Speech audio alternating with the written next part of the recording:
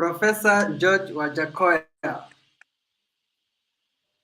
Karibu hapa Mtembei TV mheshimiwa. Asante sana. Yes, I think unaweza anza na kujiintroduce Wakenya wajue wewe ni nani. We know so much about you but tungetaka ujiintroduce wewe mwenyewe. Mimi naitwa Profesa Wajackoyah. Mimi mzaliwa mahali panaitwa Matungu, Kakamega County. Mimi ni wakili. Niko Nairobi na na practice hapa Nairobi, Marekani na Britain. Kwa hivyo mimi ni all circle lawyer. Okay, so unaweza tuambia small about your life, maybe kuzaliwa, kulelewa mpaka mahali uko sasa. Afadhali ungeniuliza kwa Kimeru ningetwanga Kimeru kidogo, lakini wacha tuendelee na Kiswahili. Najua Meru mmenitunza mkanifanya nikawa mahali niko. Mimi nilizaliwa kule Matungu 61 years ago. Na mama na mzee wazazi waliwachana. Kwa hivyo nikawa nikikaa na my grandmother na grandfather. Baadaye shida zilikuwa mingi sana. Nikajipata hapa Nairobi na nitaenda kwa ufupi. Na nikawa chokora miaka mingi. Nikachukuliwa na watu wa Hare Krishna na Hare Rama. Nikakaa temple yao kwa miaka mingi pia. Nikajifunza lugha ya Kisanskrit, ile ya Kihindi ya kuomba. Nikawa priest. Unaitwa devotee wa Krishna. Na mpaka wa leo bado niko Hare Krishna. Karibu miaka 45 hivi. Kutoka hapo waliponipeleka shule. Kulikuwa na mwindi anaitwa Ramlal Sharma wa City High School, ambaye ni Pioneer International University sahi, ambaye alikuwa mhubiri wa ile kanisa, hilo temple ya Wahindi. Aliponichukua kwake, nikaanza kuishi kwake nikifanya kazi ya security na nikawa msaidizi wa kazi ya mkono. Baadaye ndio nilipomwona waziri Kamodho, JJ Kamodho alikuwa akija kuwatembelea jioni. Nikajifanya na kierere ya kuwa akiingia na panguza gari yake mpaka kani notice. So miaka iliyopita nikafanya form 4 na Kamodho akanipeleka form 5 na form 6 huko Mumias, ambayo nilikuta mzalendo Nyaga Kibunja same class, huyo ambaye anataka kusimama Tharaka Nithi. Mimi nilikuwa nikilala kitanda ya chini na yeye analala kitanda ya juu. Sasa nilikuwa nikimuuliza na wewe kwenye ni wapi? Anacheka. Anasema kwetu ni huko kwa mlima. Hata ukija wetu huwezi kurudi. Kwa hivyo sisi ni marafiki sana na mheshimiwa Kibunja. Na kutoka hapo sasa life yangu ilikuwa ni life ya mtaa. Mnasikianga watu wanasema mahasula. Mimi sijawahi kutaja jina hasula, maana najua mahali nimetoka. Toka hapo nikaingia kikosi cha polisi, nikafanya miaka mingi. Na tena kule kwa polisi wa Meru ndio wamenipatia madaraka mingi. Kuna mtu anaitwa Stanley Mutungi ambaye alikuwa CPD wangu Central Police Station nikiwa constable. Na kwa klasi yangu nilikuwa na mtu anaitwa Mbugwa ambaye ni Deputy Inspector General of Police sahi, na wengine wakubwa. So nilipomaliza nikaja nikafanya na watu kama Gatimu ambaye ni ambassador wetu kule Iran. Tulifanya naye tukaenda KIA mwaka mzima kwa sponsorship. Kati ya klasi ya watu 33 kulitokea scholarship 2 peke yake. Na kulikuwa na watu kutoka Kenya Airways, Kenya Ports Authority, Intelligence, Police, lakini Gatimu ndiye alikuwa namba 1. Huyo Joshua Gatimu Mumeru. Nilikuwa namuita kichwa mbaya. Tulikuwa tunafanya naye kwa hiyo idara ya intelligence. Na mimi nikawa namba 2. Kwa hivyo mimi na yeye ndio tulipewa tena hiyo scholarship. Tukaenda Burundi, University of Burundi, tukarudi kusomea Kifaransa. Na tulipewa scholarship tukiwa KIA wakati tulikuwa tunasoma Kifaransa kwa mwaka mzima. Tukaenda Burundi kurudi, sasa ndio nikahusika na mambo ya kupeleleza kifo cha daktari huko. Maana ilikuwa nikifanya kwa ofisi ya Kanyotu kama inspector wa police. Kuanzia hapo ndio mambo ilianza kuchemuka na kuna mambo mengi yalifanyika. Wengine walikuwa wanataka tukave hiyo story na mimi nikasema hakuna kukava. Kwa hiyo ukweli wangu ulikuwa ni tangu zamani. Niko na reputable character of telling the truth. Na wenye wameninforce hii truth yangu ni wale wa Meru ambao nimefanya nao kina Mtungi. Very honest men. Hata mpaka leo sijawahi kusikia ati Mmeru ameshikana na mambo ya corruption. Labda kunao, lakini Wameru na Wakisii najua kwa indexing ya corruption unaweza kuwa hapo juu sana. So kutoka hapo nikaenda ng'ambo. Nilifungwa kwanza, nikasaidiwa na Smith Hempston ambaye alikuwa balozi Marekani hapa, na nikaenda ng'ambo, nikakaa ng'ambo. Nikawa refugee kule Britain. Alafu nikamuuliza John Ward, baba ya Julie Ward, ambaye ule msichana aliyowawa hapa, alikuwa akija hapa, na James Orengo ndiye alikuwa wakili wake. Leo unapata ka story. Si umeuliza ka story ka background. Actually Watu wengi wajua, lakini kwa vile napenda Wameru, wacha niwapatie kutokea upande wa Meru. So kutoka hapo James Orengo akatumia makaratasi yangu ya form 5 na form 6 yale nilikuwa nimewacha hapa through John Ward. Nikajiunga na chuo kikuu cha London na nikawa nikifanya kazi ya kuchimba makaburi. Nilichimba makaburi miaka karibu 5 nikienda shule, na nikafanya kazi ya security kusubsidize. So nikasoma, nikamaliza shahada ya kwanza. Kizungu yangu ilikuwa ile kama ile awalia, lakini kama mzungu angeniamini ati niende nikifanye naye kazi ya kwa ofisi niliyokuwa nikiongea ile kizungu ya Kiluya. Na unaona hata tukiongea saa hizi sija change. Kizungu yangu ni ile ya kwetu huko Mumias. Kucut the story short, nimesomea katika University of London. Kwanza nilienda University of Wolverhampton, nikafanya Bachelor of Laws. Nikaenda University of London School of Oriental and African Studies, Master of Laws. Nikaenda University of Warwick, Master of Laws. Nikaenda Westminster University, nikafanya Legal Practice course. Nikaenda York University. Baadaye nikaanza kuwa practitioner.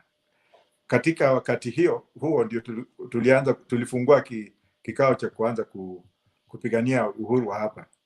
Na mimi ndio nilismuggle watu wengine ambao walikuwa wanataka kumpindua Moi. Kama mlikuwa mnasikia ile kitu inaitwa Fera, wale wakina Wangamati. Mimi ndio niliyoongea na aliyekuwa waziri marehemu Jerry Rawlings yule wa Ghana, akamuongelesha Museveni, ndio tukawachukua wale wakimbizi wetu ambao walikuwa hapo Uganda, wale Moi alikuwa anataka kusema walikuwa anataka kumpindua, tukawapeleka, na nilitumia zile networks zangu katika Africa Liberation Movements, tukawapeleka Ghana. Kwa hivyo tumekuwa mambo mingi. Hata Raila ukimuona, hata kama hataki kunijua leo, lakini tulimsaidia sana wakati watu walikuwa wamekuja kumuua huko London, watu wengine. Nikawa nikisaidia, nikawa food test wa Jaramogi Oginga Odinga wakati alikuwa akiishi kwa Dr. Sumbo Langi, akitibiwa na macho na Dr. Wino.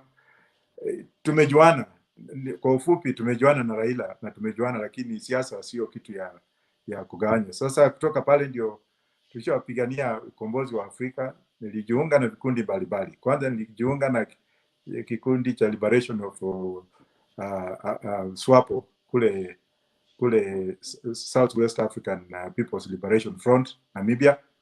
Nikajiunga na kikundi cha Savimbi, nikajiunga na kikundi cha Oromo, ndio naona saa hizi nasaidia wa Ethiopia kwa hizo kesi zao.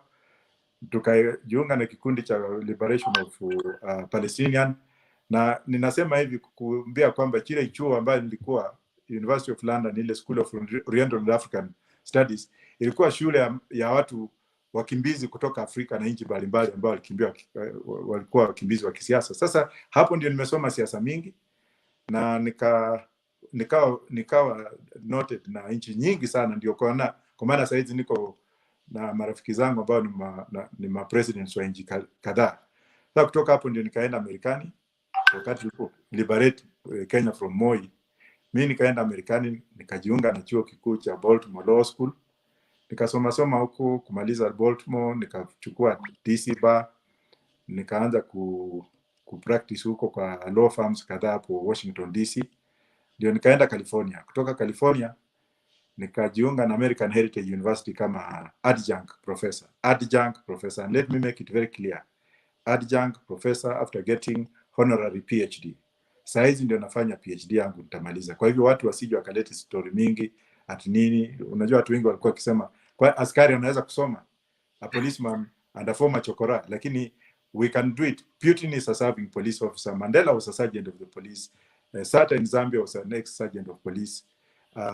Na kumekuwa mapolisi ambao hata George Bush Senior alikuwa director wa CIA alikuwa askari. Kwa hivyo si lazima Kenya vile wako na ile mentality ya pandile ingine ya kusema tu askari hawezi kuwa mtu.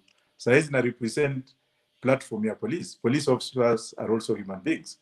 So to cut the story short, nimekuwa pale na tukaanza kuagitate kurudi nyumbani. So tuliongea na serikali ya Marekani na serikali ya Uingereza kujua how I was going to come back home because wa ile mambo ya Dr. huko. Thank God Kibaki alikubali tulirudi, na namshukuru mheshimiwa Kibaki sana because bila Kibaki singekuwa hapa. Na pia nataka kumshukuru Raila Odinga because vile nilirudi hapa alinificha. Hakutaka nionekane na yeye. Manake wale watu ambao walitajwa kwa mauaji ya daktari huko walikuwa bado wako hai. Kwa hivyo Raila pia alinificha asionekane na mimi ili mambo yende namna hivyo. Kwa hivyo watu wasinione ya kwamba hatujuani na Raila, tunajuana, lakini upande wa siasa lazima kuwa na mpaka. So nimerudi hapa, nimesimama kura 2012, nikajirisha chama changu, wakakataa, system ikakataa, nikaenda kotini. Wakati nominations ziliisha ndio nikapewa chama na tribunal. So sasa ningefanya namna gani? Ndio nimekaa hivyo, na wengi wetu hapo walikuwa wakisema this is a con man, this is somebody who never went to school. That's why I had to go to Kenya School of Law. I could have waved in, lakini nilienda Kenya School of Law, nikapita hiyo mtihani yote one sitting, na nikiwa Kenya School of Law walikataa kuniadmit, wakasema hapana, lazima uende Riara. Nikasema what's this, I'm a very fine lawyer. Wakasema no, nenda Riara ufanye constitution law. Nikasema Kenyan system very rotten, because of the new constitution that was a requirement. Unaona mentality ya watu wengine. But you know what, I went, I did Riara, I did Kenya. Ndio wakani admit, they admitted me when I was in Riara.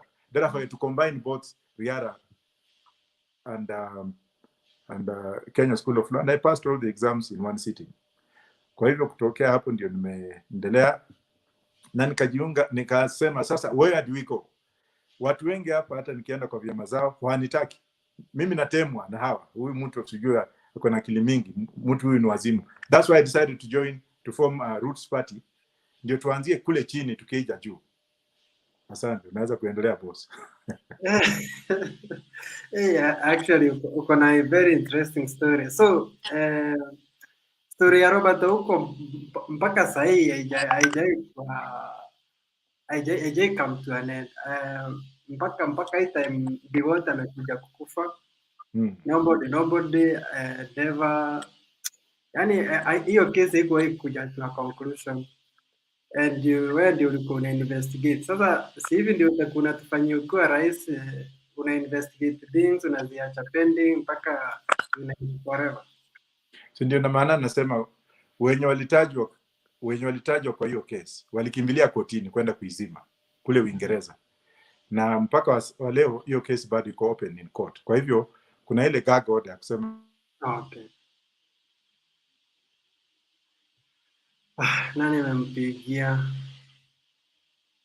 kuna gag ya kusema kwamba hayo mambo haitakani kusikizwa.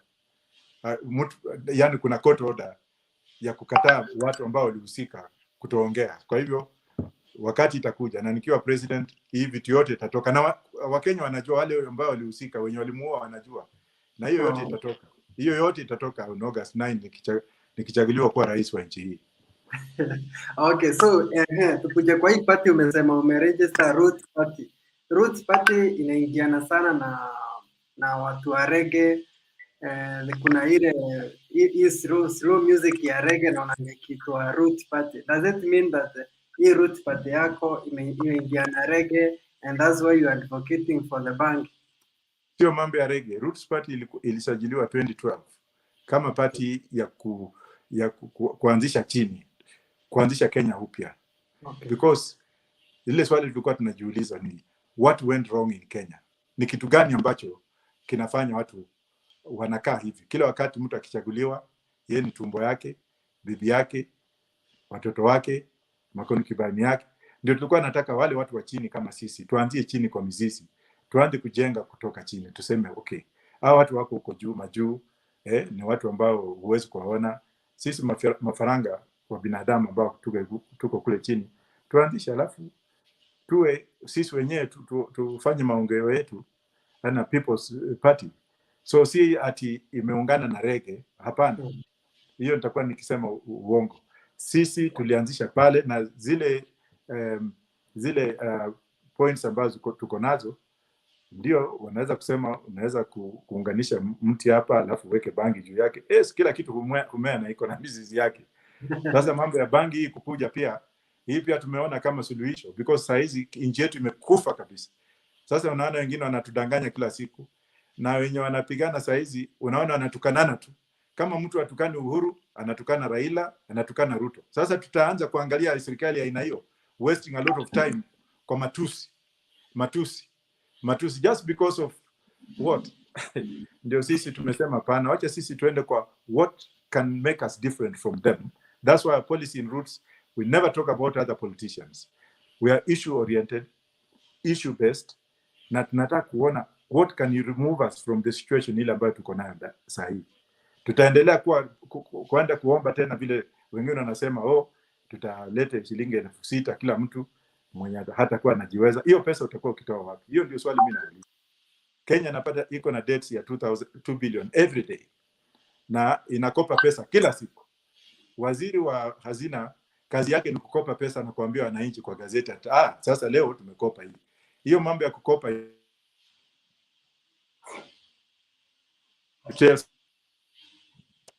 I don't know. Kuna mtu anapiga simu anatuharibia hapa. Lakini ni sawa tu. So what we need to do, what we are trying to do is to destabilize watu kupiga simu. Pole. What we are trying to do is to make a difference. Haya madeni tutayalipa namna gani? Debt accumulation ni kila siku. Wale ambao wako wanapigana saa hizi kuwa marais na magavana na nini, wengi wao wameiba ya kutosha, because you cannot tell me today kwamba unaweza kuwa governor within 5 years na ujenge hoteli 5 na mshahara wako tunajua, na kama una collateral, hii pesa umetoa wapi? What I'm trying to say right now is hawa watu ambao wanapigana wenye wako pale juu, hawa wameiba ya kutosha, watoto wao watakula kwa hiyo na wajukuu wao watakula kwa hiyo. Sasa hawajali about what will happen kwa watoto wako na wangu ambao wako wadogo saa hizi. Wanataka future generation iwe stuck kwa madeni ya nchi ambaye imetolewa na hao watu. Ndio naona sisi tumesema pana, death penalty. Watu wanyongwe, watu kwanza kesi zao zisikizwe, wakisha exercise autonomy yote ya nini ya bail na kila kitu kotini, wanyongwe. Because ukienda zile nchi ambao watu wamenyongwa kama funzo, hamna corruption. Singapore is zero corruption tolerance. In 1978 waziri mmoja wa Singapore alienda holiday. Na ilisemekana kwamba hiyo holiday ililipwa na certain businessmen. Aliporudi tu hivi alishikwa, kawekwa ndani, akafungwa miaka 15. Na tangu siku hiyo ilikuwa ni funzo kubwa katika hiyo. Lakini hapa watu hatuambii kama vile watafanya ili corruption iwe minimize. Hawanasema tu economic policy itakuwa hivi, mawilbaro itakuwa namna hii, mama mboga, baskili, mkokoteni. Unadanganya wale watu wako chini hapo. Unamwambia mtu wewe sasa wheelbarrow ndio hiyo. Hiyo wheelbarrow mtoto wako mwenyewe hawezi kukaa chini. Lakini uzuri wa wheelbarrow ni tukihalalisha bangi, tutakuwa tukibeba bangi kwa hiyo wheelbarrow tukienda kuuza. Hapo hakuna shida. Kwa hivyo mawheelbarrow sasa tuko nayo. Na mimi namshukuru sana mwenye ameleta wheelbarrow. Amesaidia sana. Na nataka watu wengi wachukue wheelbarrow waziweke mpaka 9th of August. Wakati tunachukua madaraka, hizo wheelbarrow zitafanya kazi kubwa sana. Kwa hivyo namshukuru Deputy President kwa kutuletea wheelbarrow. Na ukienda kule kwingine utakuta tunaambiwa kwamba 6,000. Kila mtu apewe 6,000. Sisi tunataka 24-hour economy, 8-hour shift. Na tunataka watu wafanye kazi for 4 days. Tunataka watu walipo mshahara every 2 weeks kama zile nchi ambazo zinaendelea. Every 2 weeks mtu analipwa mshahara yake, anajitegemea, anafanya bajeti yake. Siku ya Friday tunataka Waislamu pia waseme Allahu Akbar. Wacha pia tuende tuombe Mungu wetu. Vile Wakristo huomba on Sunday, wa Seventh Day wanaomba on Saturday, wa Korino wanaomba on Sunday ama Friday. Wacha watu wawe na ile freedom. Ndio wale watu ambao wamewachana na mabibi zao lakini wako na watoto. watakuwa na furaha ya kulinda watoto because they have enough time. Wewe ukitoka job Friday, Saturday hiyo una nasi zile mahangover zako, ingawa mimi sikunywa, lakini tukipata hiyo nini labda siku hiyo nitakunywa sijui. Una nasi hangover. Mwanaume hapatikani nyumbani, usazili anafanya kazi kila siku, akitoka huko labda amelembana na bibi yake ama nini, kazi yake ni kutoka kazi kwenda kwa bar, anakunywa mpaka saa 4, akirudi nyumbani watoto wamelala, kuanzia Monday mpaka Friday. Basi wacha hiyo Friday watu wasiende kazi, akae hapo watoto wake wamuone pia. Ndio mama aseme ngai. Ukikumbuka wakati wa corona, wanaume wenye walevi walishindwa mahali pa kwenda because walikuwa wanaangaliwa. Wewe sasa utaenda wapi? Unafiki unaishia hapa. Kwa hivyo it's a meaningful economy that we want. Economy ambayo itakuwa ambayo ita create employment. Economy ambayo watu watafanya kazi kwa masaa 24, ambao watakuwa wanafanya kazi kwa shift. Economy ambayo itakuwa vibrant, mtu anaweza kufanyia nyumbani juu ya hizi internet technology kama nchi zingine. Na nchi ya Brussels imelegalize 4 days. Britain wana legalize 4 days. Hapa niliposema hivi watu wengine walisema hey, lakini what I'm saying now will come to pass. Lakini the best time for it to pass nipigiwe kura. Alafu kienda mambo ya bangi sio mnyama, bangi sio mandazi. Bangi ni mtu ambao umetengenezwa na Mungu mwenyewe na akauweka mahali fulani, akauweka Afrika. Alisema Waarabu nimewapatia mafuta, wazungu nimewapatia akili ya kwenda kutawala wa Afrika, lakini Mwafrika acha nimpatie hii kabangi hii. Bangi inatengeneza vitu mingi sana. Inatengeneza kamba ile tutanyongea nayo watu, inatengeneza ile kamba ya kutengenezwa kwa ami, inatengeneza karatasi, inatengeneza medicinal, inatengeneza kila kitu. Hata sasa ukienda Uingereza, Amerikani, ukiwa mgonjwa, painkillers imekuwa replaced. Unaenda tu kwa daktari chwa, anakuandikia kitu, unaenda unavuta, kichwa inakuwa sawa.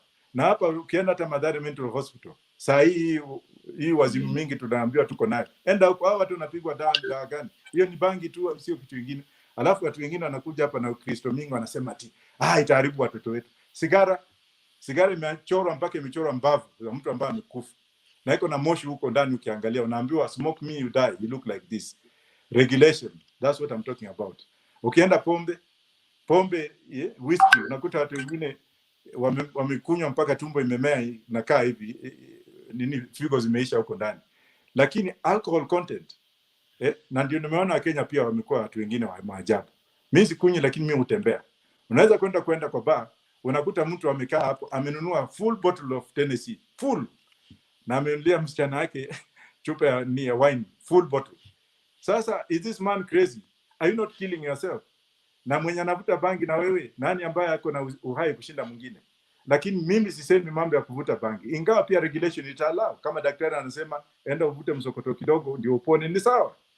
Lakini mambo ya kuja kusema na tena gunia moja ya bangi ni $3.4 million. Haya, unaona unemployment rate is very high in this country today.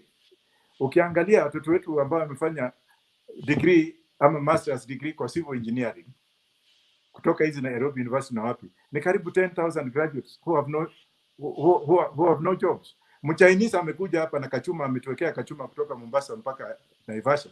Alafu watu wanapiga makofi kama mawazima, sasa tumeimprove our economy. Alafu ana monopolize wale wafanyabiashara ambao walikuwa na malori, ambao walichukua mkopo kupeleka bidhaa kule Zaire, ambao walikuwa wameandika madrivers, ambao wameandika maloaders, employing almost 2 million people. Yote inawekwa huko because we want to be modernized, look like Chinese. Na Mchinese mwenyewe hawezi kuongea Kizungu, hawezi kuongea Kiingereza, hawezi kuongea Kikuyu ama Kiluya. Yeye ni konnichiwa na ile kakofi yake. Kwenda hapo vijana kichimba mtaro, vijana engineering graduates, anakaa hapo, kamekaa hapo na ile kofi yake hapo kuchunga watu. It is not blasphemy before God. Tunaletea watu wafanye ile kazi tungefanya. Na ukiona battalion yetu ya engineering Kenya Army, hao ndio walijenga Uhuru Park. Vijana wako hapa civil engineering. Why can't we incorporate these people to build our roads and then we pay them double? Why must we rely on these foreigners to come here? Sasa unaona Zambia International Airport imeenda collateral. Sri Lanka port imeenda huko Colombo. Ukienda Beira huko Mozambique, mambo imeenda. Na sisi hapa hatujui president na hii group yake ambayo ilikuwa inaenda huko na kurudi kukula ikicheza, hatujui collateral ile waliweka ilikuwa ni gani. Watu waambie. because the constitution says we have a right to information, we have a right to economic freedom, and if you want to make me, ask me why you want to make me, and let me tell you whether you can make me or not. Therefore, economic participation is part of popular initiative, popular participation. You cannot come and infringe my economic rights. Now, constitution says that you have a right to be told so that you can participate. That's why I want to suspend the constitution. It's meaningless. Majudges wamekuwa very corrupt. Judiciary inapigana na executive. Uhuru has become a lame duck president. They can't function. Parliament ikipitisha legislation, mtu anaenda kotini, kesi inakaa namna hivyo. Kuna watu wengine waliiba zamani sana kwa ile chicken gate. Wale ambao waliiba nao, the stealers wenye wako thieves wenye walikuwa Britain, walienda mahakamani, walifungwa miaka 4 iliyopita. Hapa inaendelea tu adjournment. Nitatoa hiyo judiciary na niuliza wa Kenya ni judiciary aina gani mnataka. Alafu isitoshe, mimi siwezi kufanya na hii constitution. Hii constitution iliandikwa kwa haraka. Na ndio naona Kenya is a land of legislation. Kila kitu kidogo legislation, kitu kidogo legislation. Wanaona sasa kama register political parties wameenda tena wamepitisha very unfair regulation ya kusema tarehe 26 parties late nomination. Alafu wanasema kwamba there will be no hoping. That's infringement of fundamental rights. The right to freedom to vote is a fundamental freedom. You cannot, it's not a privilege. The right of choosing cannot be curtailed by regulation. Therefore, this kind of regulations, I will do away with them. Kitu kidogo tu mtu anashikwa na bangi juzi kule Isiolo sijui wapi. Bangi unafungwa for 50 years. 50. Alafu bangi ilikuwa worth 23 million. Unapigwa fine ya 63 million. Uhuru uko wapi? Release those people immediately. Because sasa you have disintegrated the families of those people. Ujui ni kwa nini hawa watu wamefanya hiyo. Find out how to deal with petty crimes. Sasa ukiweka mtu ambaye ameshikwa na magunia 4-5 ya bangi for 50 years, na mwizi wa Kemsa yuko pale, mwizi wa Rotterdam yuko pale, bado anatembea free. Wengine wanarukaruka huku kutoka hii chama kienda hii chama na wanakuwa magavana. What kind of blasphemy is this? That's why Roots Party is saying no. Wenye wanataka kuingia kwa sisi waingie before 26. Tuwe wengi tupindue hii nchi ya wananchi. Otherwise, muta regret. Na mimi niko na mali. Nimesomea vitu, niko na mali yangu, niko na kuku hapa, niko na mayai. I can sell and proceed. Na wewe je? Na mimi nakujali wewe kama Mkenya. Asante sana. So naona Karoitich anauliza hii bangi unataka ikuwe legalize. Unaitumia? Sijai kuivuta, lakini siku ile nitaapishwa nitavuta hiyo siku ile mbaya sana. Nikienda kutoa mashetani State House na wale wenye wamekaa Parliament na KICC. Tutafanya sherehe alafu tunaifunga naanza kuitumia for medicinal na export. Okay, then Nicholas anasema let you be informed that in Kenya you must steal for the people to elect you. That's the top secret. So ujaiba kitu, unaona kama Wakenya watakuchagua kweli? Mimi nimeambiwa niibe ama nifanye rap. Imenishinda, nilijaribu kuiba juzi nikashindwa. Haki ya Mungu wallahi, niliambiwa niibe. Sasa nikasema nitaiba bibi ya mtu ama niende niibe kuku ukiiba hapana, kwa Waluya kuku ni ya kukula. Sasa nikasema ama niende niibe suruali ya mtu. Nikaangalia mahali wanaanikanga pale Nairobi River, nikasema hapana. Nilipokuwa chokora nilikuwa nikioga hapa. Kwenda kurep mtu siwezi kufanya hiyo. Wacha nikae hivi. Hata kama watu hawataki kunichagua basi nikae, lakini siwezi kufanya vitu zingine ambazo zitaniharibia nini. Labda niwekee bangi nipeleke kotini, lakini kuiba hapana. Ningekuwa nimeiba. I'm in a position of fiduciary duty right now. I'm holding stake for clans. Na my clans are heavy ones. Sio hata namna hii. Na vitu mingi sasa ati niende niibe ndio niingie siasa. So basi wacha ikae. Okay, Felix anakuuliza, ask him how we can help the unemployed youth. Kenya sahi naona Ruto akizunguka akiambia watu wamefika 4 million youth wenye wako unemployed. Though in 2013 walikuwa wamepromise watakuwa na 1 million jobs every year. But mpaka sahi they have created 4 million unemployed youth.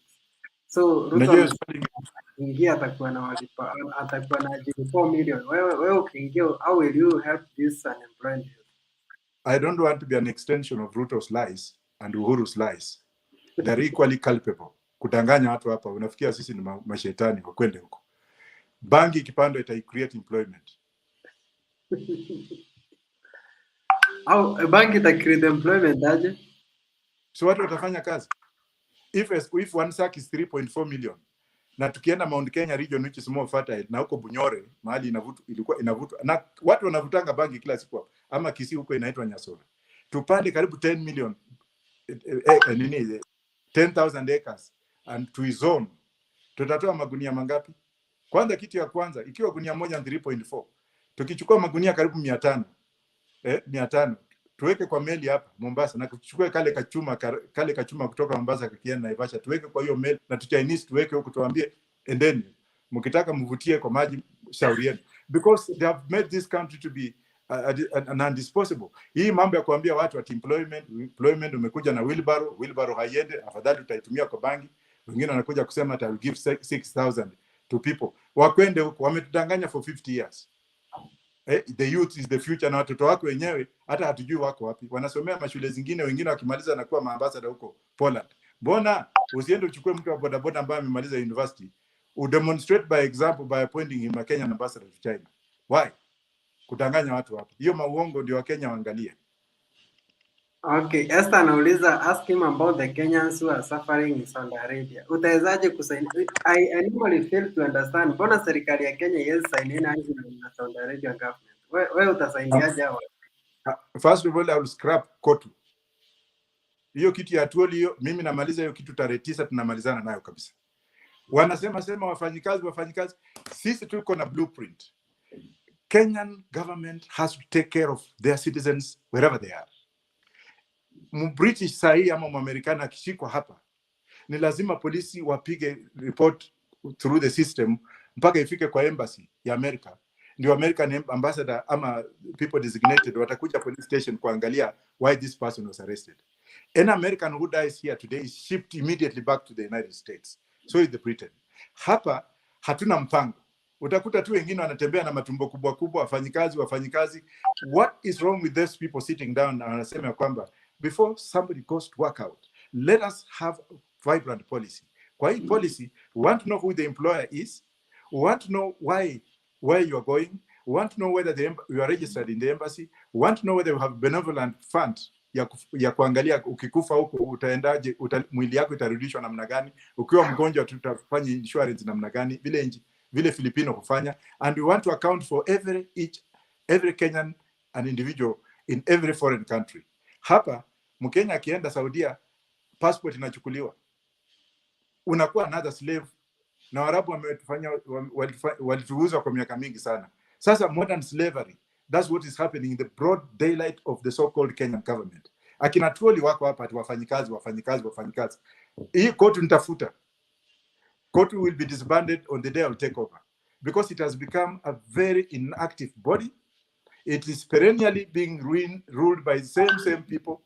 I will do what Margaret Thatcher did in London with the trade unions. She scrapped them. And that's why Britain economy picked up. The Conservative government was tired. With the Labour government, everything Labour, wafanyikazi. If you are discriminating against your own workers, what is the difference between a Kenyan worker who is working in Kenya and a Kenyan who is working abroad as a worker? We must have an umbrella. Therefore, in my government, we shall streamline everything. We shall make it easy. We shall want to find out who the employer is. We shall find out about remuneration. Tunataka tujue watoto wetu ambao wameenda kufanya nje kazi wako na shida.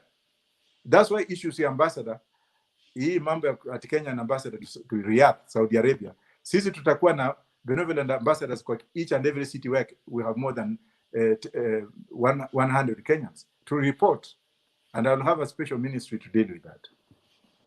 Okay.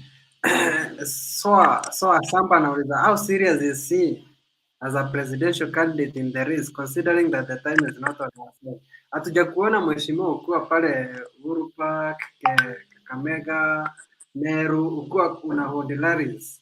How will you convince Kenyans to vote for you?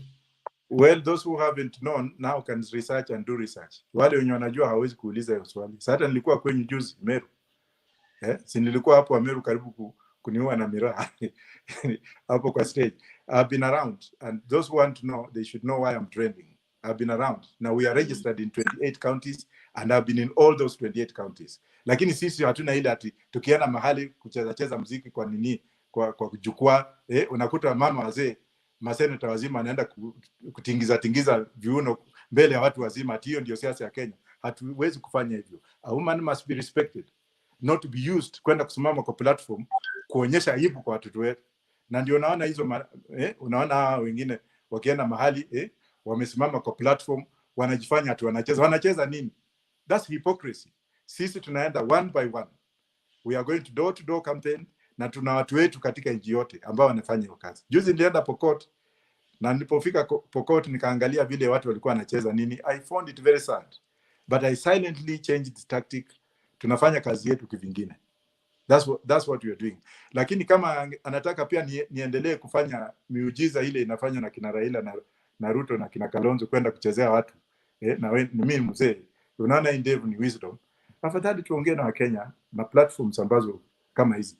Baada ya kwenda huku watu wanakimbia hapo, mwingine unakuta mtu ako kama mbweha, anakimbizwa ni kama mwizi at bodyguards.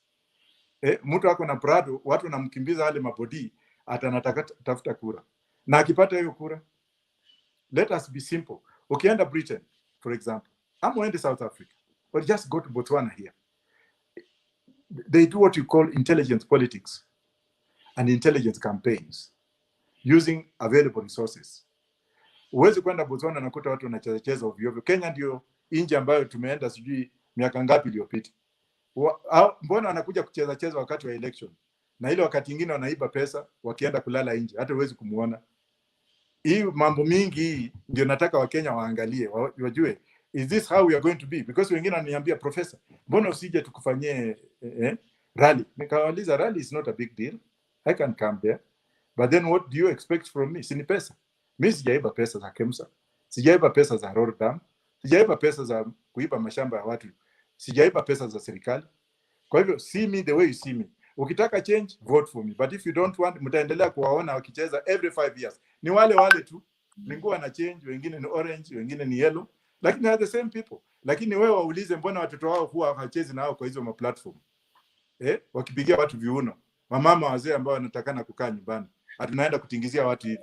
Hiyo yote ni upuzi, my friend. Julia anauliza sasa, wewe wakati watu wamevuta bangi wanapelekwa rehab, wewe uko busy ukiambia Wakenya utaleta bangi. Si unaumiza wale watu wamepeleka wengine kwa rehab centers? Hiyo swali ni swali ambayo ni muhimu sana. Unasema ni Julie? Julie, ukikunywa maji mingi sana leo tumbo yako itapasuka. Too much of something is bad. Find out this psychologically. Why do people have to take weed? Why do they take excessive weed? Why do people have to drink and drive? Why do they take excessive alcohol? Why do people have to beat their wives? Why do they have to beat them too much? Why do people have to beat their children? Why do they have to beat them too much? Anything excess is dangerous. Okay. Good evening, Fatuma Nasmi on watch from Riyadh. Kuna wanasema wamepanda bangi watapata market wapi? Ati? Someone hapa anasema ashapanda bangi, sitaki kuadvertise. So anauliza market atatoa. Huyu akipatikana saizi atafungwa. The only thing alifanya ni kunipigia kura siku hiyo, alafu tutabadilisha sheria na ataipanda, lakini tena ataipanda under regulation. Sio ile ya kupanda ni kwenda kuvuta, ni kupanda na inapelekwa nje kwa process huko wenye watakuwa kinunua. Vile Uganda juzi ilisign agreement na Museveni kupanda 150,000 acres, na it is the Israeli government that is concerned na hiyo. Kwa hiyo saizi usipande na usivute, because ukivuta ushikwe, shauri yako. Ngojea mpaka siku ile tutapita kura, tutapishwa, alafu we legalize it for purposes of industrial use and medical and export, so that we can pay the Chinese, pay the international organizations, pay IMF and what have you, and remain debt free. Okay, so Esther siko, I think ako interested sana na history ya Saudi Arabia. Inasema let him consider most of Kenyans who are suffering in Saudi Arabia. Then he will be voted. Mimi kuna wakati in 2011 kuna msichana Mkenya alikufa huko Saudia. Alikufia Dubai. So I had to fly in na wakakataa kurelease mwili yake because walisema alikufa AIDS. I flew in from the US, nikaenda huko, nikauliza what, and that taught me a lesson. I had to address the UK Parliament on that, Parliamentary Committee on African Affairs, na pia nika lobby Congress. Nilisikia huzuni sana kwamba Mkenya alikufa AIDS, Waarabu hawakutaka kushika mwili yake. Hiyo mwili ilikuwa disposed of despite police, Kenyan Embassy kule. The Kenyan Embassy did nothing. Kusema ukweli, mimi nimeishi nje, nimefanya hizi kazi, masisters zangu na mabrother zangu huko wanafanya. Watu wengi hawajui, sisi tunaelewa. Those people go through, our Kenyans abroad, especially in the Middle East, they go through hell. Hawana mbele ama hawana nyuma, hawana mtu wa kuwatetea. Akiingia tu hivi passport imechukuliwa. Passport, which is a government property, inachukuliwa na mfanyikazi. They beat these girls, beat them, na mtu ameomba pesa, amekopa pesa ya kwenda kule, tuseme amekopa mkopo ndiye achukue aenda afanye kazi, alipe back. Sometimes I see them when they come in, mimi mwenyewe kulia. Na kwa hii serikali hutasikia hata wenye wanapigania urais hapa, tutafanya hivi. It's really sad. It's a very bad situation for our Kenyans who are working. First of all, nikichukua madaraka, I'll recall all of them. Tutawalipia ndege wote from Middle East warudi hapa, alafu negotiate na hizo governments. Now the key pillar will be, how will you treat our people? Where are your employment regulations? Do they tally with humanity, with the international human rights treaties, with the International Labour Organization treaties? Ama ni kuchukua tu watoto wetu, anaenda huko, mtu anapigwa, they are raped every day. But you cannot report. You cannot report there because who are you? Ukipiga simu katika Kenyan Embassy, hawakujui. They don't want to know. I'll return all those guys who work in the embassies and retrain people who have been there before to take them there so that they can work for the best interest of our men and women who are in those countries. Okay, asante sana. Media Adhiambo anauliza, wewe mbona hutaki kuanzia from MCA then watu wana your performance ndio uende president? Adhiambo, asante sana. Hata ungesema women rep, ningeenda nikachange rep, sex nikawa mama. Mimi hiyo vitu ndio nimeulizwa sana. Wacha nikuulize back. Sasa niwe MCA ndio niwe wanasemanga nini mambo ya kwenda ngambo ati watu naenda kwa nini? Inaitwa nini? Ile wanapoteza pesa mingi tunaenda. Iko kitu hapo. Utaweza kunisaidia bwana mtembee. Wapi green pictures? Benching, inaitwa benchmarking. Benchmarking. Upate kale kalandu kuja. Hapo nimeshinda Adhiambo. Mambo ya MP hapo pia usiniweke, because nikifanya hiyo wale watoto nafundisha university watafanya nini? Wewe ukisema tu performance, at mambo ya performance, unataka niende niibe ndio nifanye nini? Tunataka serikali ambayo itakuwa na pesa, itoe infrastructure, ili ifanye kila kitu ili watu wapate share yao equitably. Sio mambo ati niende niibe pesa ndio nikuja Harambee. Kwanza mimi sipendi Harambee na sielingi because sijaibia mtu kwenda kutolea, lakini nimepeana scholarship on my own na sitaki kujifanya hapa to ndio watu wajue ati professor kupeana scholarship, what have you. I've educated many, I'm educating many even right now from my own pockets, including in my office here.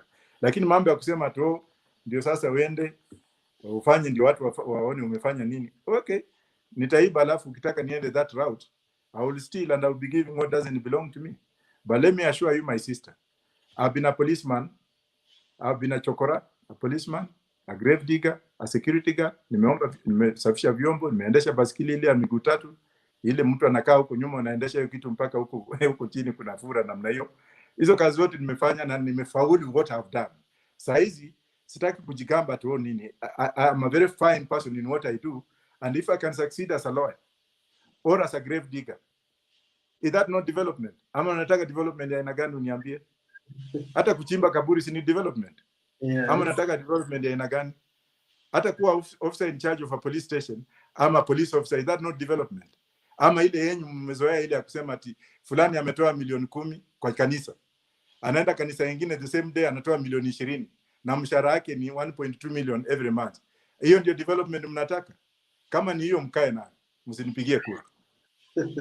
Okay, Sara anasema Professor George Wajackoyah akuwe speaker kwa government ya Azimio. Have you thought of working with either Raila ama Ruto since so far watu wanasema nikifanya kazi na watu mambo ya kusalisha bangi sitazima. So watazima hiyo kitu na Azimio yao hiyo. So watazima hii kitu ya watu kufanya kazi siku 4. Waja tuende mpaka mstari wa mbele. Hiyo siku ikimalizikana tunaweza ongea, lakini saa hizi watu kukimbia kama mawazimu na matumbo zao ati wacha nienda Azimio ndio nitapata mkate ya kulipia my concubine rent. Hell no, I'm not going there.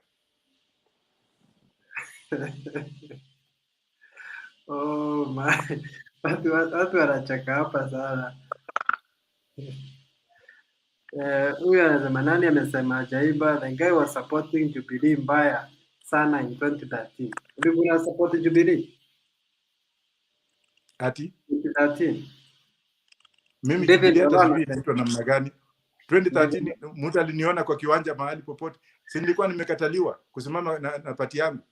But nilikuwa kotini kutoka huko when they refused to register my party. Nikazuiliwa kusimama, baadaye ndio sasa nikaregister. What could I have done? Nani huyo? Ni muongo huyo, mwambie hivyo. Hiyo uongo apeleke mbali. Sijawahi kwenda kwa Jubilee. Ulikuwa unataka kuwa president? Ulikuwa unataka kuwa president in 2013? Mimi sijawahi ati nimefanya nini? Ulikuwa unataka kuwa for president in 2013? Yes, I wanted to vie in 2013, but my party was not registered. Oh. My party was only registered after I had gone to court and after nomination. That's why I did not vie. Okay, Pascalia anauliza, ask him where he campaigns for presidency. Oh, where I campaign? Kenya.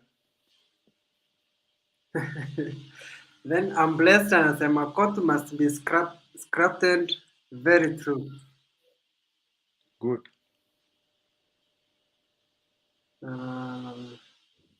Okay, mwingine anakuja hapa, how can you solve the problem of corruption in your government? Geoffrey Nyamwe.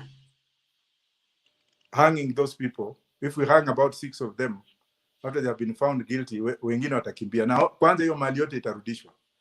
Is death by the rope. That's the only language I want to hear. Na hiyo language nitauliza wa Kenya after scrapping the constitution kama atataka hao watu wanyongwe. Because mambo ya kupeleka kotini alafu baadaye hiyo kesi inatupwa anakuwa magavana. Si tumechoka. It is not murder, but it is death. Any corrupt official found apelekwe kotini, ajitetee, akipatikana guilty anyongwe siku hiyo hiyo. Hata kamba ya kunyonga iko. Unajua hiyo fiber ya bangi ni very very very tough. Wanyongwe tu. I think that's the best way. West Africa walikuwa kiwawa na mabunduki. Madictators wanatimiliwa, napigwa marisasi. That's why West Africa, ukiangalia nchi kama Ghana ambao kumekuwa na makuu after coup, watu wametulia. Lakini sisemi hiyo ndio the best approach. But mtu akiiba, mtu mmoja ibe pesa na watu za madawa, watu 100 wakufi. Tena aenda ibe ingine, watu 1000 wakufi. Tafadhali angalieni mambo ya KEMSA. Huyo mtu sashtakiwe, akipatikana na hatia sanyongwe, ama mnataka ende kotini aanze kubribe the court system. That is the only, death penalty is the only way. I could be a dictator, but if I'm a dictator for corruption, that's even better for me. Okay, Mboya anauliza, Mutende uliza professor, anafahamu kuwa most of Kenyans suffering in Saudi Arabia did not find themselves there through the due process. Well, mambo ya due process imetokea wapi hapo? Walipewa passport, waliingia ndege, waliingia through immigration. If they end up, and I'm an immigration lawyer with 3 degrees, I'm doing my PhD in immigration right now. How did they go there? Come at they overstayed, that's okay. That's a different issue. They become illegal. Like if you come here and you overstay, fine. Sasa mtu akisema ati they found themselves there like that, basi atoe ushahidi niende nikao represent. I will give them free representation through my friends who are lawyers in Saudi. Okay. Ngala anasema, wow, this man is good for Kenyans. He has touched me by what he is saying. Whatever he is saying is being done in a real world example country like Philippines. Hiyo umesema ya kuongea na serikali Philippines ni kama inafanya the same. Philippines wako na minister for diaspora. Wako na 3 ministers for diaspora. Kuna special minister ambaye iko in charge of Philippines working in Saudi Arabia, because that's why they get a lot of their national revenue. And if you look at the packages given, they are actually approved. They must be approved by the Filipino government before anybody leaves. But in Kenya here, hakuna hata regulation. Mtu anakufa huko, familia maskini hapa inakuwa maskini ya kutosha. Hakuna benevolent fund, hakuna insurance, government iko na pesa mingi sana inaweza kuleta mwili for free. Hapa mtoto ya mkubwa akikufa ng'ambo, utaona analetwa na mwili yake imewekwa kwa bendera ya serikali. Anaenda kupigiwa masaluti huko kwa nini? Risala rambirambi inatumwa, watu wanaenda kutoa speeches za uongo na ukweli. Na mtu Mkenya maskini ameenda kujitafutia ndiye alinde watoto wao huko nyumbani, awalipie fees, anakufa, is forgotten. In my government, hell no. Because I've been there and I know. Okay. Pius Gishere anauliza, when will you be in Kuria West, Migori County? Oh, I love Kuria. Even my running mate, my supposedly running mate for 2012, alikuwa na 2013 alikuwa anatoka Kuria. Na Wakuria, they are very marginalized. They are part of the marginalized community. Now, I have a very special spot for the Kurians, the Sanguers in West Pokot, na Andorobo, na Waindi pia, because they are also marginalized in terms of politics. Kuria nitaingia hivi karibuni. Na sitaenda na ile kitu ati naenda kufanya rally. I have my operations in the field. I will be there very soon. Na nakushukuru sana. Okay, kuna mwingine anasema, Ndoro anasema, speaking a lot of sense and wisdom. Then anasema bangi ipeleki watu rehab, pombe and other drugs ndio zinawapeleka huko. So it seems you na kudefend. It's the obvious. Tena Jones anasema hapo kwa mama kukosa adabu, Prof umegonga ndipo. Ndoro anasema Millicent Omanga dance was distasteful kusema ukweli. Yeah, you expect those people to work with me in the same cabinet, to be in my government? No, hell no. And she's a very educated person. Unaona vile alikuwa anatingiza kiuno mbele ya wanaume. What kind of morals are those to the small kids who are watching? Hiyo ni nini hiyo? Alafu anaweka matako mbele ya kamera. Kutingizia watu. Na ni mama mzee. Hiyo ni upuzi hiyo. Sorry, but I'm being very angry with that. Something like that. Ukienda church, do it in your church. But don't go and be fun in front of some nini, alafu naanza kuchezea watu, naonyesha watu matako. Ati unataka kura. Come on. Uhuru Kenyatta will not allow that. I have not seen that happen in Uhuru's campaigns. Okay, Tony Mbrayo anasema marijuana must be legalized. Faith Wama anasema those who come without much exposure, they really suffer a lot. My friend died this January 2022 in Saudi Arabia. Government pulled up their socks. Filipino government is really protecting their citizens. Ni kama Wakenya tu ndio wako on their own. I'm blessed anasema kunyongwa ndio solution ya kumaliza corruption. Polycarp Mayaka anasema Wajackoyah kunywa moja mbili yangu. Nitakunywa siku hiyo, nitaapishwa. Sijai kunywa pombe, lakini siku hiyo nitakunywa. Niwekee. David anasema I will genuinely vote for him kama others because of realistic manifesto. But will he concede defeat if he loses? Definitely. I've been outside the country. I've been in countries where common sense prevails. I lose, I congratulate the winner, and I give him my support. That's it. Anasema mimi am happy to hear about kulipa deni kwa kilimo cha bangi, and then all Middle East ambassadors wote wafutwe with immediate effect. All rogue agencies taking Kenyans to Middle East wafungwe na agencies zao zifungwe. No one in government cares about them. Atoli ni kelele tu na Ministry of Foreign Affairs na pesa na serikali bure. That is Peter Enoda. Seems Wakenya wamechoka nao watu. Mwingine anakwambia you are really awesome but please join Papa then you move up. Ati ni join nani? Raila. Raila ananijua na Raila can borrow ideas from me. I don't need to borrow ideas from Raila. That's realistic. Because as much as I respect him and as much as he's my friend, his policies are quite different with my policies. Ye juzi London amesema ati when he was tasked to talk about corruption, alisema this usual story that even if my own children or family members of my family are found corrupt, I'll jail them. Is that enough?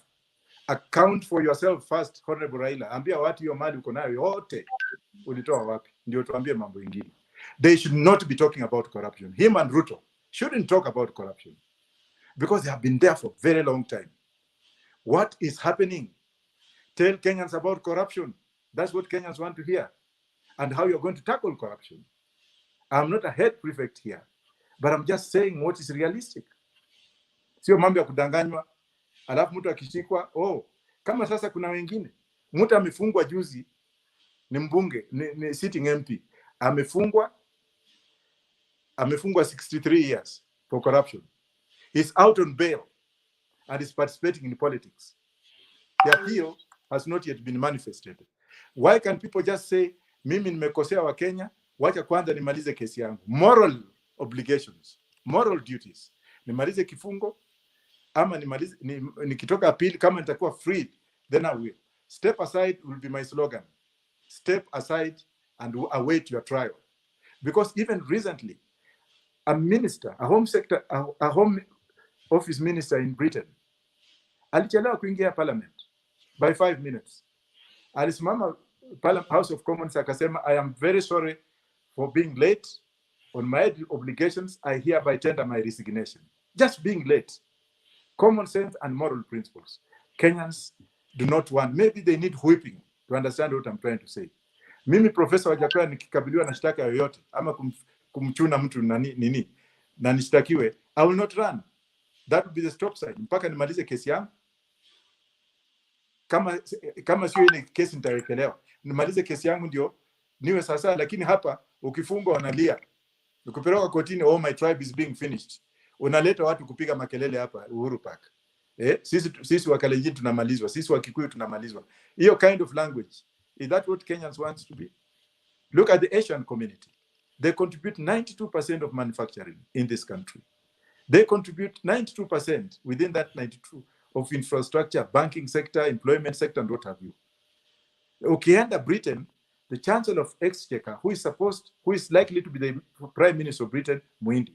Home Office Secretary, Ms. Patel, Muindi. Secretary of State for Health, Muindi. Mayor of London, Muindi. Why is this Muindi thing taking place in Britain? It's because of the economic contribution to the British economy. You go to the United States, the Vice President of the United States, Ms. Harris, is of Asian descent. You go to Canada, the Minister for Defense is a Kalasinga. But in Kenya, Wahindi wameogopa siku hizi. Kazi yao tu ni kupigiwa simu, lete milioni moja, mkubwa anataka. Siku za kampeni, mpaka unashangaa. They are used as conduits. That's why Wahindi wamekuwa branded, watu na hate Wahindi because of how the system is treating them. What was wrong with these governments appointing one or two in the vibrant ministries like what other governments have done? Why can't we do them the same way? The Ugandan High Commissioner to India is a Ugandan of Asian origin. Trade issues, bingo. Muhindi kwa Muhindi. The High Commissioner to Pakistan is a Ugandan of Pakistani origin. Kwa hivyo, that's why in my party what I've done, and I've done it very, very deliberately. The Secretary General of my party is a young Asian lawyer. and the chairman of my party is also an Asian, so that we can actually fill in if flight of capital, pesa zinatolewa kila siku zikifichwa nje, because there is no guarantees of the Asian. Wachina wakija wamepewa kila kitu, mtu ajui kuongea nganga ukonichwa ngenge, amepewa kitu, anauza contraband, anaandika, anatusi wa Kenya. Wengine hapa kwa hoteli fulani ile ilifungwa na Kidero, anakuja hapa anauzia watu maumbwa, alafu anatukana watu. All of them will go. I am a nationalist. Kenya comes first. Foreigners, I'm putting you on notice, because if you see our people in other countries, the way they are treated, especially in Saudi and Middle East, they are treated like trash. Ukiona Kenya nchi zingine, we are treated like trash. I will treat you the way your country treats our people. It will be tit for tat. Mchinese mwenye amekuja kufanya kazi yake, nitaangalia vile Zuma alifanya, vile Ramaphosa alifanya South Africa. He took all those contracts, international bilateral treaties, kuangalia, akaona wizi wa maajabu.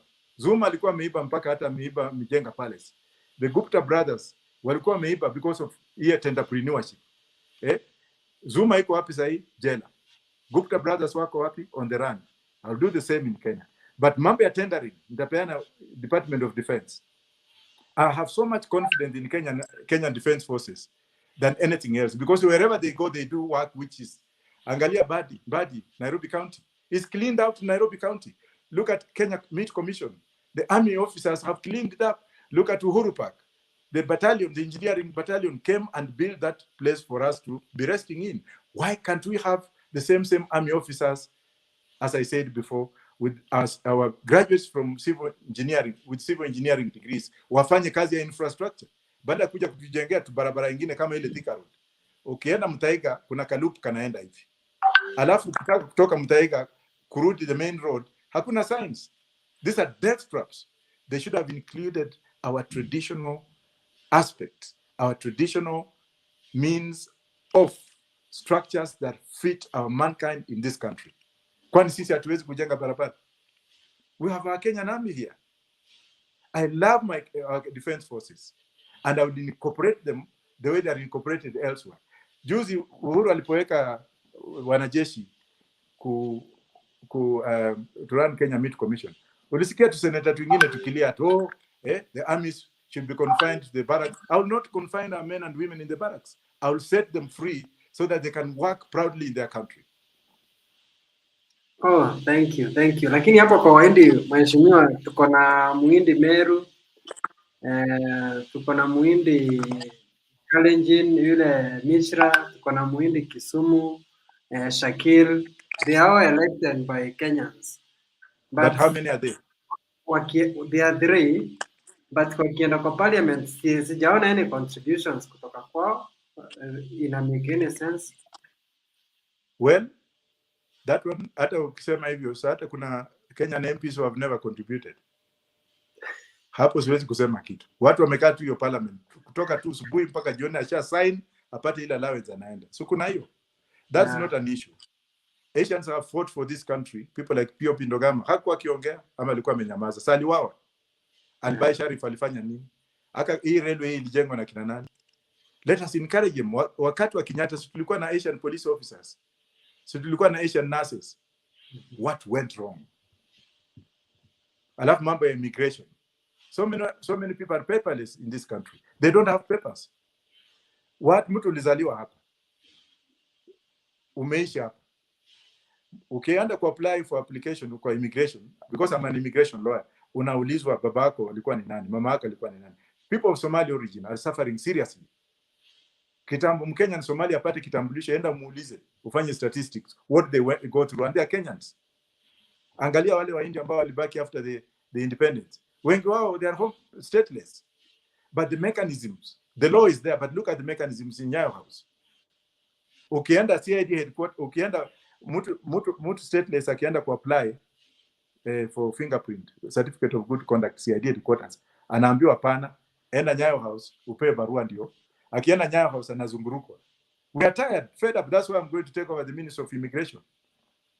I'll be the president and the Minister for Immigration. Okay. Pius Gishere nauliza, nilikuwa natafuta chama cha kusimama nacho. Naona wewe unaweza nipea mwelekeo wa chama. Ofisi kuu iko wapi? Nije ni register. kama mgombea tusonge mbele. You had talked about Mpatie Ruth. namba yangu. Okay, tutampea namba yako. Mpatie namba yangu, Then tuko na headquarters. huyu ni Pius Gishere. Then Patrick Wakoli anasema, how can I get the number of Mheshimiwa? I'm very interested with his ideas and transparent. Please Mutembei help me. I'll send you the number pia. Lakini watume text. Yes, they must na send. tena wenye wanataka kujiandikisha wafanye haraka before 26th is the deadline, which is next week. Okay. Pamela anasema, then join us and work together. Why do you want to work alone? Working alone? Why would I work with somebody? Why would I work with somebody? Am I not man enough? I'm a father to my children. I have a wife. I'm a Kenyan. The constitution allows me to. I have a choice to work either for myself, alone, or with others. I am not alone. I am with others, Pamela. Okay, Asman Murunga anasema, Wajackoyah, please, how can I meet you? I need to have a private conversation with you. With due respect, respond to this, otherwise kura yangu ni yako. Mpatie namba lakini anitumie text kwanza, because I'm overwhelmed with phones, particularly this week. Nimekuwa America, nimerudi. When I went to rebut what somebody said, unajua Ruto alikuwa America, VOK, Voice of America. Savage anasema, please tunapiga namba tumfanyie campaigns. Okay, naona watu wameanza sasa wanataka kumit wewe mwenyewe waongee na wewe, but for us tumemaliza almost 1 hour, so can we do a close up, tupatie your last remarks to Kenyans na your last plea yenye ungetaka kuambia wa Kenya? Kwanza nakushukuru sana Bwana Mtembei. I've never met you, but you deserve having a cup of tea with me when you are in Nairobi. Secondly, before I say what I wanted to say, I would like to say thank you very much for those who participated. Those who want change is here. Recently, our Deputy President, Honorable Ruto, went to America to speak. Aliporudi pia nimeitwa mahali alikuwa kwenda ku shed light on what he said, which makes sure that the international community now recognizes me as a presidential candidate. Those who want to run, and I'm not forcing anyone, na lazima uwe na tabia nzuri, because nitakufukuza kama umeiba shauri yako. If we check out and you find out that you're a Katanga's character, you don't fit in chapter 6, shauri yako. But if you want to vote for change, make your informed consent. I will not force anyone to come to me. Either vote for me, but if you don't want, you can vote for them. But let us look at this country, tujue mahali tutaenda, mimi na wewe, ambao tuko pale chini. Ingawa nimesoma kidogo, nimefika mahali nimefika, lakini mawazo yangu na kila kitu bado iko pale chini. Kwa hivyo mimi nawashukuru sana, na ningependa Wakenya wote wa change from this philosophy ya kugroup. Kama sasa hii mambo tunakimbia party hii, unakimbia party. Uliza mwenye anakimbia, akienda chama kingine, ni nini inampeleka huko kama sio tumbo yake? But a legitimate Kenyan should be talking on issues affecting Kenyans, not issues on what or how he's going to get leadership. Ndio sasa atawe ati tunataka pia kitu kwa serikali hiyo. Please, I'm not that part of person, but thank you very much. Thank you. Asante sana mheshimiwa. Tukikuhitaji tena campaigns zikishaiva vizuri hapo almost 1 month to elections, I think we can still host you again. Ukuje ueleze wa Kenya ideologies, what you wanted, all those things. Naona kuna blessed up from Germany anauliza what of those in diaspora in Germany and want to register kupatia yako bando. Yeah, hilo swali ingani niliongea chini kwa diaspora. I'm also a diasporian. Na juzi nilipokuwa Washington DC nikapigia Chepkati simu nikamuuliza, mheshimiwa, hii registration iko namna gani? Ndiye akaniambia very few are able to register.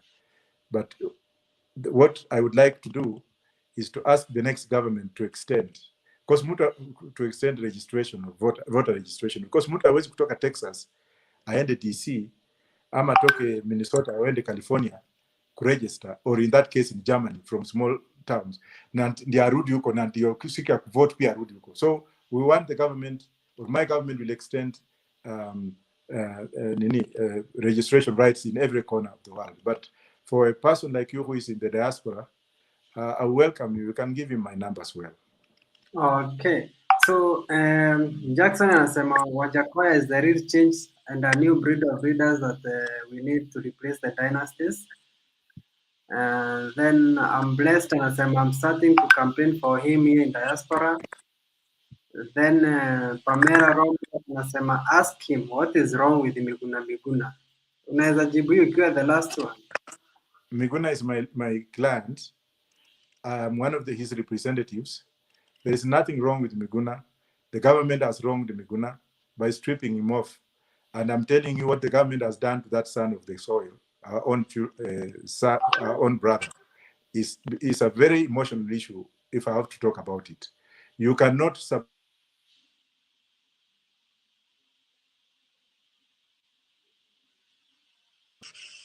subject your own citizen to such kind of humiliation. But he will come back home soon. We are very hopeful. Na wenye walifanya hiyo, wenye walikataa court orders na nini, hao wote kwa serikali yangu watashtakiwa. Okay, Miriam, acha tumalize na Miriam hapa anasema you have my vote sir. How do we register from Munich? Just get my number. I live in Lugano. If you are in Munich, I have been in Lugano, and I have a little house in Zurich, Lake Zurich. I might cross over to come and speak with you because I'm always in Olympic near Munich. But take my number from Yes, my friend and send me a WhatsApp, and I will ask you I'll tell you how to register. Wale mnataka namba ya profesa kuna hii email na hapa chini ama pia unaweza ni inbox kwa Mutembei TV on Facebook ama unaweza nitumia email at admin@mutembeitv.com. The email iko hapo admin@mutembeitv.com. Unakuja hapo unaniambia unataka namba so nilikuwa naulizia kutoka kwa this interview. Otherwise, Mheshimiwa, thank you so much kwa kuongea na sisi, kwa kuset your agenda, kutuambia everything about marijuana. Hiyo ndio issue wa Kenya sasa wanaongea sana, and how you will pay the debt yenye tumechukua kwa China. It's a very huge debt, but najua kama utaingia ama mtu mwingine ako na maono kama yako akiingia, will still pay this debt. Sidhani kama ni kitu ngumu kulipa. Otherwise, thank you so much and asanteni sana wa Kenya. Until another day, tukiona time tutaleta profesa tena. Asanteni sana.